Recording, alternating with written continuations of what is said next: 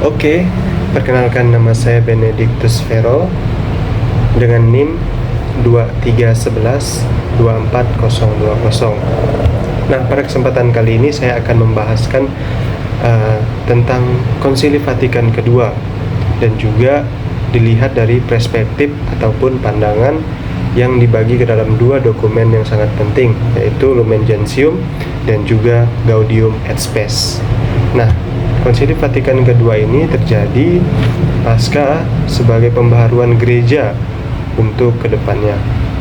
Karena melalui Konsili Vatikan kedua ini adalah momen sangat penting dan juga sakral bagi gereja Katolik untuk berbalik kepada jalan yang lebih baik. Ibaratnya ya pertobatan gereja Katolik lah. Banyak pandangan-pandangan baru yang sungguh membuat gereja Katolik itu bangkit dan juga berhasil bertobat dari masa lalunya yang kita tahu bahwa sebelum Konsili Vatikan kedua gereja sangat menekankan yang namanya pribadi gitu. Bahkan mereka mengatakan di dalam yang terjadi di dalam gereja lah terjadi keselamatan, kalau di luar tuh nggak ada. Tapi setelah Konsili Vatikan kedua itu berbalik, bahwa di luar gereja pun ada keselamatan. Oleh sebab itu saya menawarkan ada 3 poin penting dalam dokumen Konsili Vatikan kedua, terutama dilihat dari Lumen Gentium. Poin yang pertama adalah gereja sebagai tubuh mistik Kristus. Yesus Kristus itu sebagai kepalanya sendiri, kepala gereja, dan umat Allah itu adalah tubuhnya. Nah, bagaimana gereja yang dikepalai oleh Kristus ini kerjasama dengan umatnya. Yesus Kristus hadir sendiri, memimpin sendiri dalam kehidupan menggereja itu, dianugerahi oleh Roh Kudus sendiri yang memimpin umatnya sebagai tubuh Allah itu sendiri. Oleh sebab itu, kenapa disebut gereja sebagai tubuh mistik Kristus? Ya, karena gereja adalah Yesus Kristus itu sendiri. Yang kedua, poin yang kedua, gereja sebagai sakramen keselamatan. Nah, ini sangat penting sekali, bagaimana gereja merupakan alat yang digunakan oleh Tuhan untuk menyampaikan keselamatan pada manusia, kepada dunia bahkan.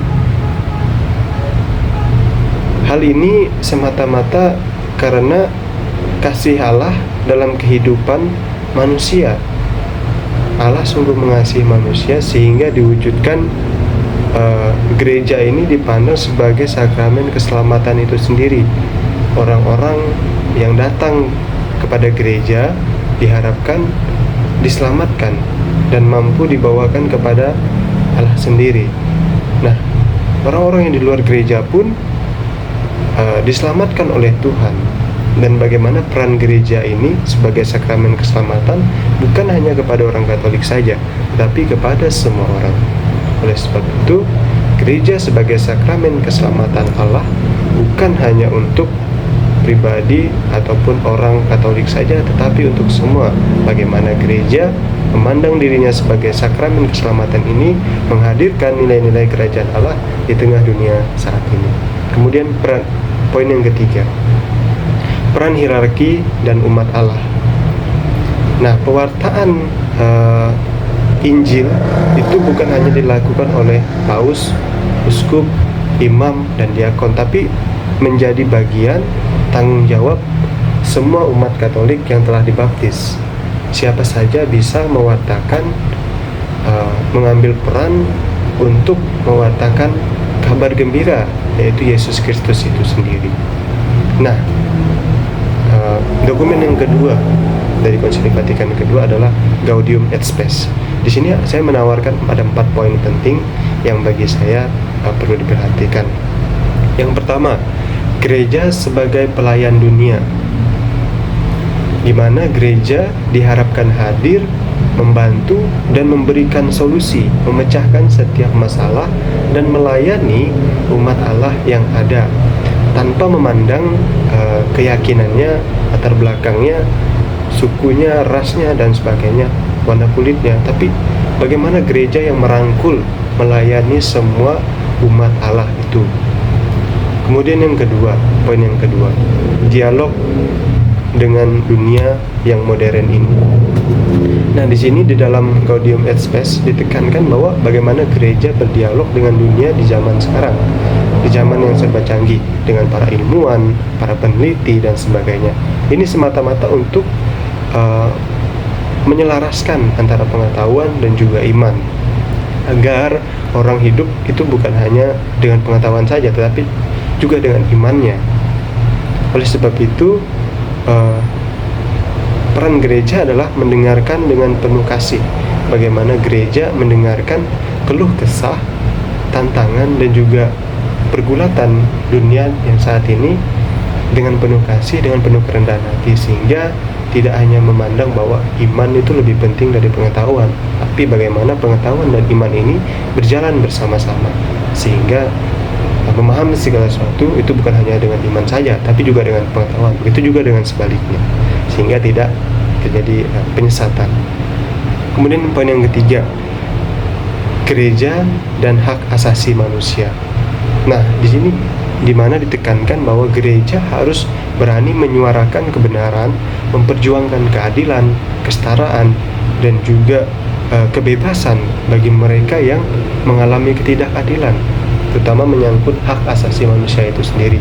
Bagaimana gereja diharapkan mampu menjadi terang dan garam dunia di tengah-tengah dunia saat ini yang mengalami begitu banyak ketidakadilan. Ada banyak contoh kasus yang kita lihat dalam dunia saat ini.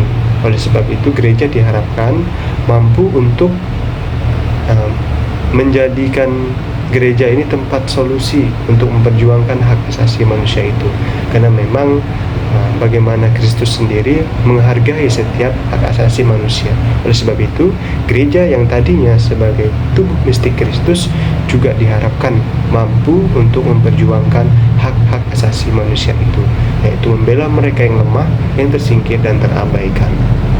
Kemudian poin yang keempat dalam Gaudium et Spes, misi gereja dalam perbedaan agama.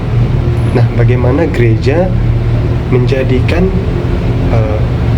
gereja-gereja lain ataupun agama-agama lain itu sebagai rekan sepekerja Allah di dunia ini. Misinya satu-satu adalah untuk mewartakan kabar gembira itu, dengan tentu dengan cara kekasan gereja Katolik sendiri, tapi bekerja sama dengan gereja-gereja yang non-Katolik atau bahkan agama yang non-Katolik. Oleh sebab itu, gereja diharapkan mampu untuk berdialog dan juga bekerja sama dengan agama lain, memandang mereka sebagai rekan sepekerja untuk mewartakan kerajaan Allah, bukan sebagai saingan, bukan untuk perlombaan dan sebagainya, tapi bagaimana kita menjadikan mereka rekan sepekerja, gereja yang sikapnya merangkul, berjalan bersama dengan agama-agama lain, dengan tujuan yang sama, yaitu untuk mewartakan kabar gembira kerajaan Allah di tengah dunia saat ini. Oleh sebab itu, bagi saya sangat penting sekali pasca Konsili Vatikan kedua ini, bagaimana gereja diharapkan mampu untuk lebih terbuka, untuk lebih bertobat, dan juga terus memperbaharui dirinya terus-menerus, agar tidak terjadi kesalahan, penyimpangan seperti sebelum Konsili Vatikan kedua. Karena kita melihat sendiri bahwa sejarahnya waktu itu sangatlah hancur, sangat tidak tertata. Tapi setelah Konsili Vatikan kedua, gereja diperbaharui, gereja mengalami pertobatan terus-menerus dan juga semakin baik seperti yang kita rasakan saat ini. Itu dari saya, sekian dan terima kasih. Tuhan memberkati.